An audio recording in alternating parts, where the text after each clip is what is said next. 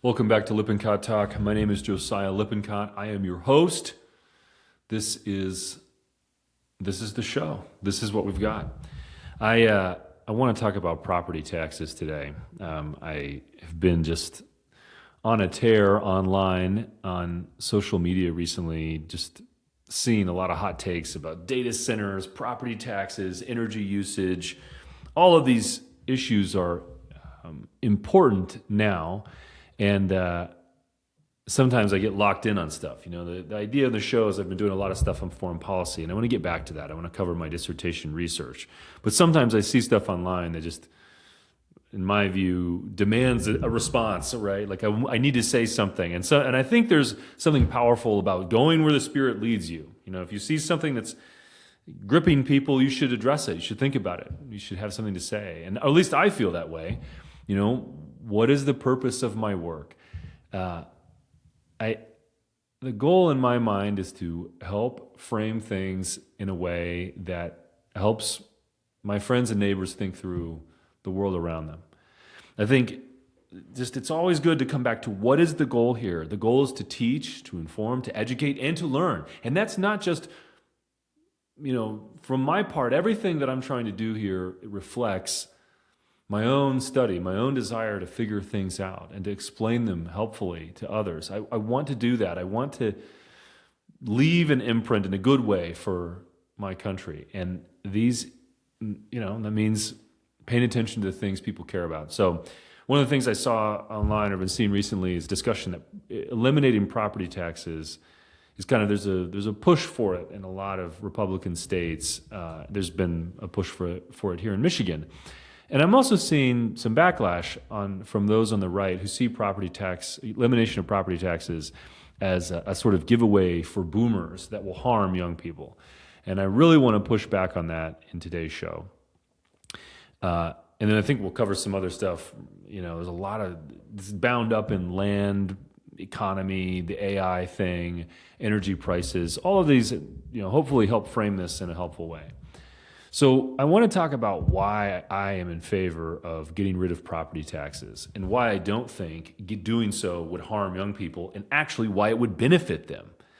And I say this as someone who has been paying property taxes for many years. I am a home owner.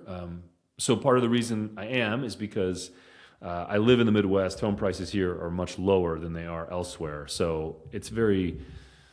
You know, and I saved up when I was in the Marine Corps and ended up buying this house here in Hillsdale. So I receive a property tax bill in the mail every year. They just send it to me to my mailbox, and I get to see exactly what it is. They do this whole breakdown on local services that I'm paying for. It's frustrating because those services often don't manifest in the way that I would like, but the point I want to make is I think property taxation is one of the worst forms of taxes in American life. And there's a lot of reasons why. But I'll start with why it is that getting rid of property taxes, reducing them, would be good for both boomers and young people. This is a sort of universally good thing, and it should be implemented. The more we can lower taxes, the better, because at this point in my life, what I see is taxation fuels the American left. It fuels local bureaucracies, state bureaucracy, federal bureaucracy, NGOs, welfare fraud. There's a huge disjuncture between the money paid by the tax-paying portion of the populace and the services rendered to those same taxpayers.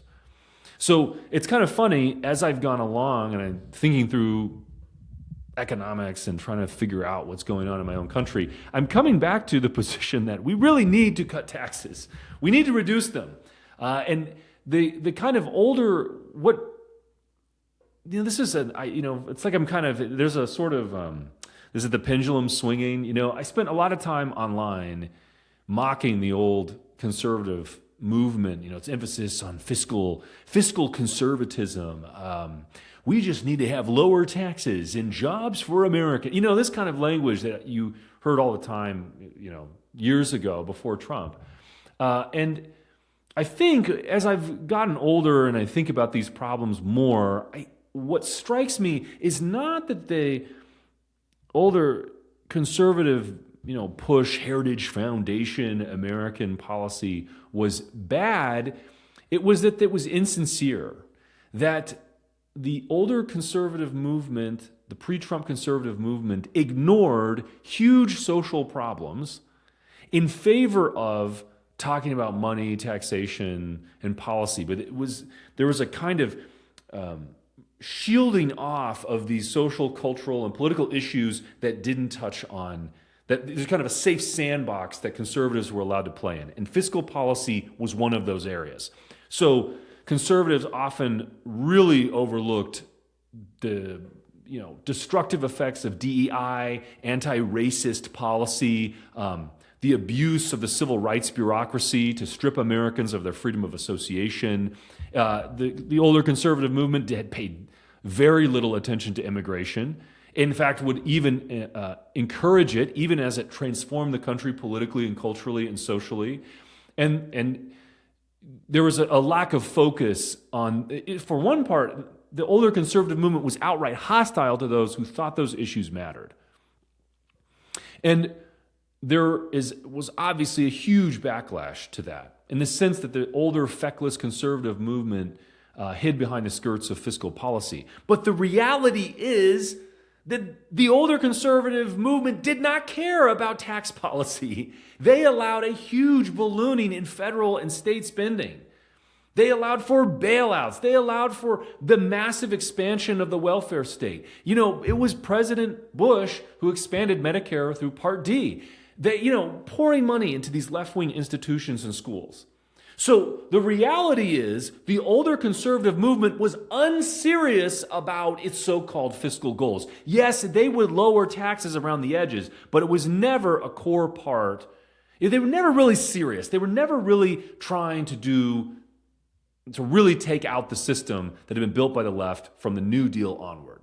What government agencies did President Bush get rid of? You can point to all of the things that he expanded, but they didn't believe in cutting the size of government. They expanded deficits and waged these foreign wars that were hugely expensive. So I think when talking about tax policy, it's easy to take, the view, as I'm calling for the elimination of property taxes, like your position is boomer, your position is Reagan-era fiscal conservatism. And it's not. What I'm trying to do, or at least what's happening in my own thinking, is to getting very serious about how things work. Where did they come from? And politically, the money that's used to fund programs and make things happen is crucially important for understanding how our regime operates. If you want to get a grasp of why are there Somalis in Minnesota? Why do we have massive amounts of welfare fraud? You need to figure out how the welfare state works. You need to figure out where the money's coming from. Follow the money. And what I'm just going to say from my own experience, and I'll focus on property taxation today, but my experience in political life at the local, state, federal level, every single level, that these institutions are outright corrupt and they're funded with money that they are able to seize through taxation. It is the ability to coerce payment that helps sustain a huge bulk of the modern American left. They are creatures of the state. The leftist is a creature of the state. They go together. That's their goal. And what I want to emphasize, that Trump has done some really important things in terms of winning these cultural battles and political battles around immigration. This is very important. And Trump has also been very good on law and order, on crime. And the economy is doing well right now. The energy crisis thing, energy supply shock, that could put a damper on things. And again, I want to avoid hysterical catastrophe mongering because I don't know what's going to happen, and I don't know how much damage an ongoing crisis in the Middle East could cause. And the crisis could end sooner than I think a lot of the more pessimistic voices think, and things could get a lot worse than the optimistic side thinks. And that's a moderate take and a little bit of a cop-out, but it's my own view to insist on, I have, again, it's just, but the point of this analysis right here, we'll set that aside. The point of my analysis right here, right now, is to talk about these issues in a serious and clear way. And so when it comes to property taxation, the reason that I oppose property taxes is that they really harm young people and old people alike. And it's the housing is just this central part of the economy. It is it's usually the largest expense that people have. And there's just really, I don't know if there's an area in American life, maybe with the exception of healthcare and education, where you see more government manipulation that just has a really bad effect on ordinary people. So when I talk about property taxation, there's one aspect is I want to see a benefit for my friends and neighbors. I want to see a benefit for my countrymen. If housing prices go down, it really benefits President Trump. It benefits his domestic agenda. It gives him room to maneuver. The better things are for ordinary people, the more beneficial our long-term prospects become for helping to make the country just a better place. It's like we need to turn back to normalcy, right? And if I'm able to help bring that into being, I will consider my work here a success. That's what I want. Okay. Property taxation. Everyone is harmed by property taxation. If you live in a home or a house of any kind, you are paying property taxes, point blank. It doesn't matter if you're renting. It doesn't matter if you own. If you are paying to live in a piece of property in America, you pay property taxes. I can't find a single jurisdiction in the country that does not have some kind of land or property tax that you have to pay. It's a very common form of taxation. It's also deeply pernicious. So just first, renters. You are paying property taxes. When a landlord looks at his expenses, right? So why would someone become a landlord? Let's start there. The reason is because they think they can make money. So what is the service that the landlord is providing? It's housing, right? So he takes on the risk of owning a piece of property. He buys the insurance. He does the maintenance, sometimes not well, of course. But the reality is that landlord assumes the risk. He assumes the risk on the home, assumes maintenance risk, and he assumes the financial risk on the property. So if he takes out a mortgage, then he needs to pay that mortgage on that property every single month. And it depends on how much money he puts down, of course. But the reality is, when he looks at his expenses, he looks at, okay, there's insurance, there's taxes, and there's profit. There's what he needs to make in order to justify this endeavor.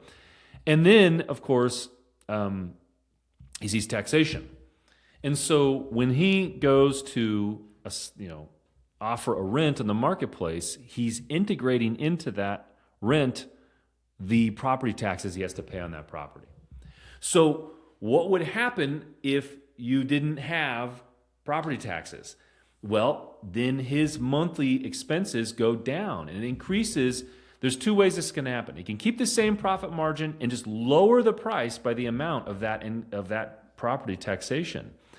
And when he does so, it can that would accrue straight to the benefit of the renter, right? So if he lowers the rent by the amount of the property tax he no longer has to pay, if you just set that aside, it's better for the consumer right away. The renter is better off right away as prices are lower. If the landlord keeps the rent at the same price, even after property taxes are gone, in that moment, the profitability of renting goes up substantially.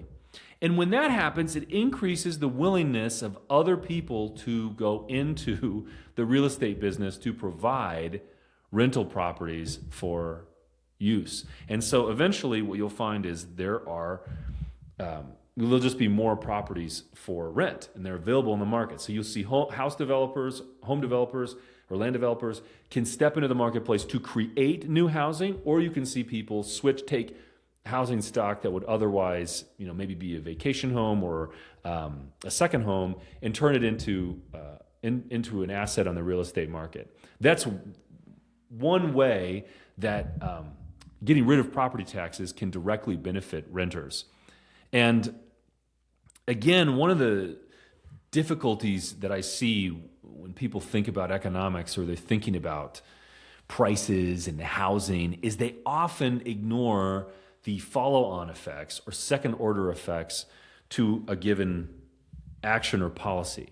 And it's often really hard for people to understand the way that changes in price change investment behavior. That there isn't a static supply of housing in the country. It can expand, but you have to incentivize that expansion or allow it to be incentivized. There's a sort of an equilibrium that will occur where there are no more, the natural tendency is for, there's an equilibrium that'll establish itself in the market. Now it's changing at every single moment because the human preference for a given good is always changing. There's this constant movement in human life as we value certain things at different times. But the point is, if the profit margin on a home goes up because there's no more property tax, there are people who would not invest in housing at a given return on that investment, but who would do so if that investment return were higher. So if someone can make, let's say, they can, on a $200,000 home, there's someone who's willing to rent that home if they'll only make $5,000 a year, but there are more people who'd be willing to rent out that home if they could get $6,000 or $7,000 or $8,000 or $9,000 a year in profit.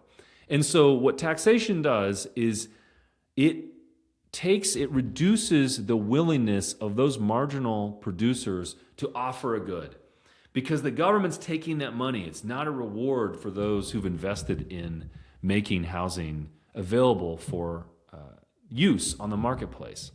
So that right there, hopefully that makes sense. And hopefully I've explained that clearly. But the point is, when you lower property taxes, it benefits people who rent. That's the key point to understand. You're either incentivizing landlords to lower their rent in order to be more competitive, or you're incentivizing other people to join in the market and offer more homes available for people to use and enjoy. And the more supply of housing you have, the price will go down. So that's the argument right there. There's this backlash that I'm seeing where people are like, getting rid of property taxes will benefit boomers. No, it will also benefit young people who are renting. And I want to see young people have lower rents. And when that's the case, then they can save up more money. They can own more assets. They can do this by cash savings, where they put it in a bank account to save up, let's say, for a down payment. They can also use that excess cash to invest. They could buy assets, equities, bonds. They could also use that money to spend on themselves. And I think that's also fine. And, the quality and standard of living would go up for young people who are renting if their price of their rent would go down. And that would occur if we lowered property taxes. Obviously, what I'm saying also applies to homeowners. And I can show you some of the numbers, and I worked these out on X in a post responding to Scott Greer, who I like. He's provocative and thoughtful. Here, let me pull this up. Oh, man. Let's see. Great. Yeah, so I did the math on this. So the median home price in the United States right now is $403,200. At least that's what the AI banner at Google says, but that sounds right to me. In Hillsdale, I checked this on the state website. In Hillsdale, taxes for that property in the city of Hillsdale at that price would amount to $16,000 per year. So if you have an $80,000 down payment on that median home price house, $80,000 down, and you get, let's say, $3,500 in housing insurance costs per year, you get a mortgage at 6.75% for 30 years, you're going to end up paying $3,675 a month to buy that house. That is a lot of money, right? But here's the thing. If you got rid of those property taxes, the per month cost on that home would drop to $2,200 a month, right? That is a substantial difference in the price of that home. So we're talking about if you put 20% down on the median home price in America, in the city of Hillsdale right now, if you got rid of property taxes, you would lower that monthly expenditure by about $1,400. Actually, a little bit more. $1,400 less. So obviously, if the price of the monthly mortgage payment goes down, then young people who want to buy a home are going to have a much easier time of it because they won't have to pay as much money per month. And here's the thing. Let's say that in the current market, homeowners raise the price of the home to such a degree that it eats up all of what had been paid in property tax before. So you keep the $3,600 a month payment, but instead of paying the property tax portion, now all that cost goes to the owner. In that case, I calculated out that the house price would rise to $570,000. That is the same $3,600 a month payment with no property taxes. You can go from a $403,000 house would now be worth $570,000. No change in the monthly mortgage cost. So the benefit in that world is if the price of homes, the value of homes, if the value of housing goes up, and the monthly payment is staying the same in this hypothetical. Property tax of $16,000 a year is gone. Median home price. Now that home could now sell for $570,000, but on a 30-year mortgage, the homeowner is now paying the same amount. What is the effect of the value of homes rising by that much? You're almost seeing, I think that's a 40% rise in the value of the home. I mean, that is a remarkable appreciation for the homeowner if you get rid of property taxes, and it does not harm the people. It has a very minimal effect on those who borrow money to live in that home. They're now buying a more valuable asset for the same price. This is good for the home buyer. He's getting a better deal because his monthly cost is, instead of that money accruing to the state or to the government, it's now accruing to the value of the asset he's purchasing, and he'll purchase it in the same amount of time at the same price. But here's the other thing. When the value of housing rises, there's now more incentive to produce more housing. Again, I want to come back to this. We can grow the amount of there's a market incentive to provide housing. People want to make money, and they can profit by providing goods and services to those who can afford them. So when you lower the expenses for homeowners, for landlords, you're driving down costs for renters, for home buyers, for young people, for old people. Everyone in the marketplace who lives in a house, which is nearly everyone, is now benefiting in this system. So of course I support getting rid of property taxes. I want young people to have cheaper housing costs. I want more housing to get built. I want Americans to have a better, higher standard of living. And so, again, there are other ways, of course, to lower the cost of housing. For instance, illegal immigrants who are living in the United States and who are receiving either illegally or through some under-the-table manner, if they're receiving federal subsidies and welfare to buy a home, they're pricing out American citizens from the market. If you remove those people, then the cost of housing is going to go down. And of course, removing illegal immigrants simply will increase the housing stock. But the point I want to bring out here is housing costs in America were out of whack well before the surge in illegal and legal immigration that we've seen in the last 5 to 10 years. And even, that there are problems that are deeply rooted here. And regardless of what happens with immigration policy, and right now it's really good things are happening, changing the property tax structure is going to also provide incentives for home ownership and for just overall lowering of the price for Americans. So that's an easy solution. I talked a little bit earlier about why property taxes are so pernicious. The reason, and I really don't like property taxation, is because it doesn't go away and it doesn't go down, right? On an income tax, if you make less money, you pay less in the tax. It's just there's a negative, it correlates to how much you make, right? Sales tax is the same way. You can avoid paying sales tax by just buying fewer things. In capital gains tax, which is one of the, maybe the least oppressive forms of taxation, actually, in capital gains taxation, especially long-term capital gains, you only get taxed on the growth of the asset, and you only get you only get taxed when you realize those gains, when you liquidate your position. So you can avoid capital gains taxes by just staying in the market for a really long time. And even when you go to sell, and there's all kinds of really complex ways to avoid taxation regarding assets and capital gains. And that's, I'm thinking here of equities. So if you buy stocks or bonds, the taxation on those assets is very different from property taxation. Elizabeth Warren and the state of California are trying to change this. They want to tax assets as such. They want to essentially impose property taxes on capital assets and on unrealized gains, which is crazy and totally economically ruinous. But the point here is property taxation is unique in the sense of you owe it regardless of how much money you make, regardless of, you will owe it forever too. It doesn't go away. And it's not just at the point of sale. It's not just when you make money from the house. No. Property taxes are permanent and they're inevitable. You will never get out of them and they don't go down. I mean, functionally, sometimes states will allow a readjustment of the price for property taxes on a property if the price decreases, like in a recession. But the overwhelming tendency in property taxation is for the tax to rise. And especially, usually in the state of Michigan, they base it off of the last time the property was sold. And so when it depreciates, they don't readjust it downwards. But if you do stuff where you improve a property, then you'll see your property taxes increase.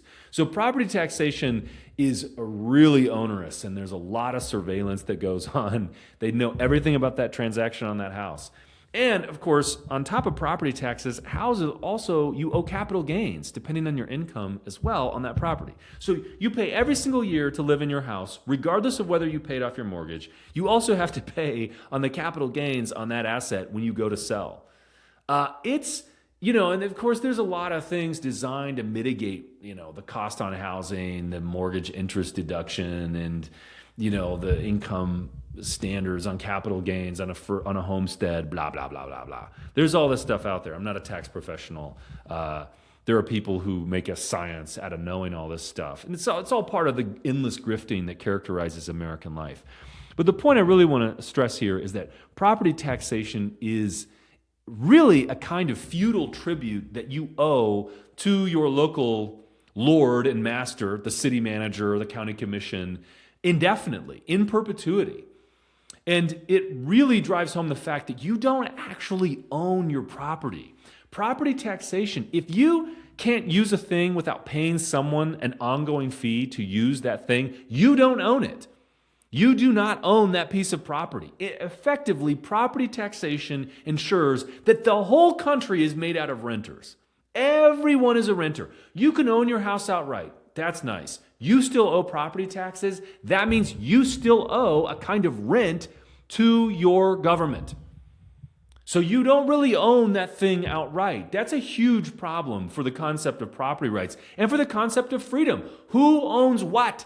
It's a very important question. You cannot ignore that question if you're a serious person engaged in political life. What does ownership mean? Yes, this is also a very important question, right?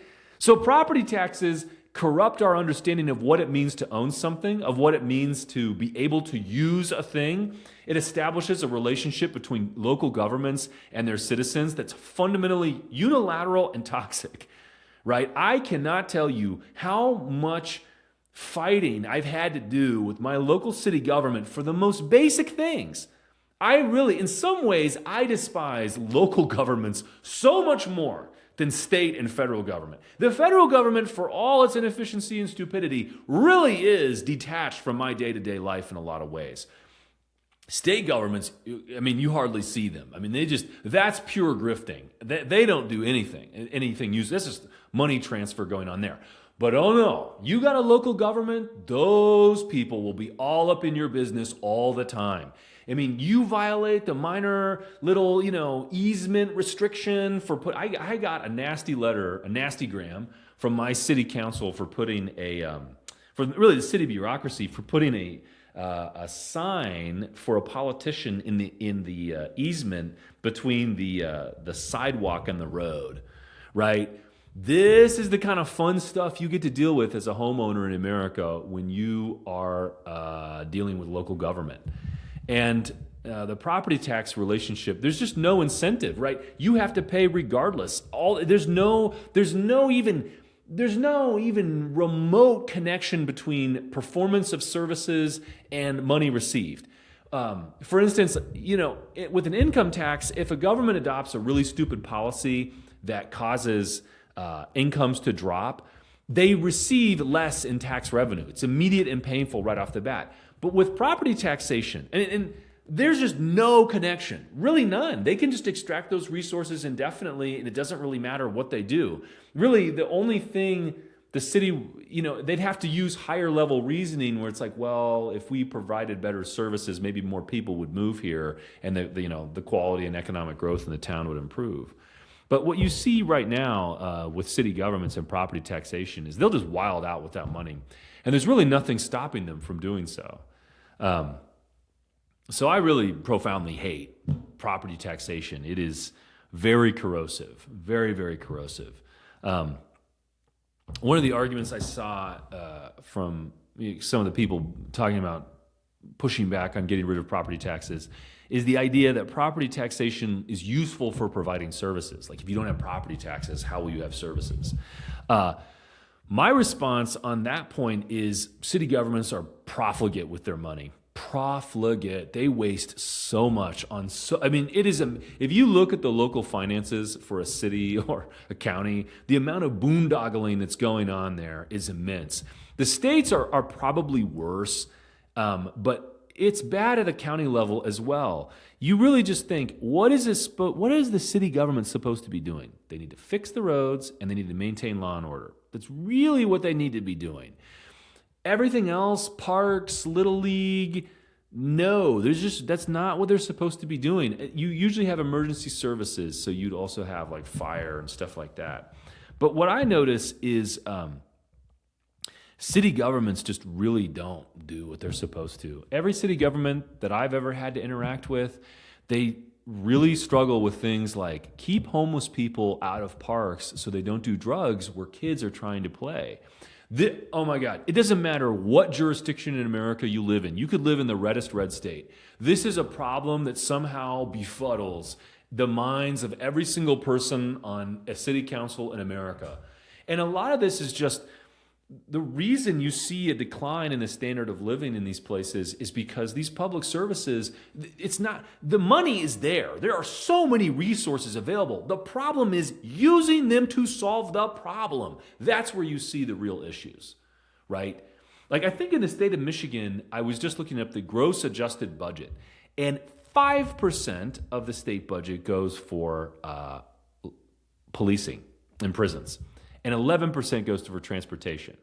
So the vast bulk of the adjusted budget, which includes federal money, is for health and human services is the number one taker. It's got 40% of the state budget, and then education's second at 30%. So 70% of the budget is going for welfare programs, health and human services stuff, and then the schools. And so we get to pay for low-quality public education where kids learn how to be furries and can't read by the time they graduate from high school. And you also get to pay for bloated welfare programs that somehow never do anything to reduce poverty. Somehow we still have a bunch of people on drugs and a bunch of people, single moms, disintegrating families, poverty. Funny, those expenditures of money just don't result in a higher standard of living. And in fact, there's other ways of dealing with, education, for instance. Parents can pay for the education for their own kids. If you don't have subsidizing these left-wing institutions churning out that's the worst case, but the best case is they're just dysfunctional. But my point is simply this: if you think of the central feature of government being law and order and maintaining infrastructure, property taxation is not necessary to accomplish those things. There's other ways of collecting funds and resources. Believe me, you have sales taxes, you have income taxes, and then Yeah, those are the two primary ways of acquiring resources. You could also use tolls too, like the Ohio Turnpike. They fund infrastructure there by just pay as you go usage fees. Um, and there's a powerful argument for that. You can lower tax rates and simply, instead of taxing people for gas taxes, you could have tolls on roadways, on major thoroughfares, where people pay that way instead of through convoluted tax schemes. I guess my point is, property taxation is not necessary in order to have a functional local government. In fact, we have high property taxes now, at least I do, and we still have really low quality public services. And I don't think I think there's a connection there.